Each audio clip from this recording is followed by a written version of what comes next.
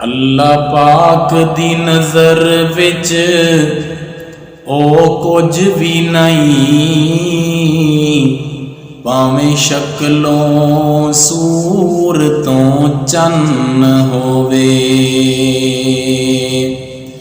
ते कोडी मुल नहीं उसदा खुदा अगे, भावें कारून नालों भी दौलत मंद होवे।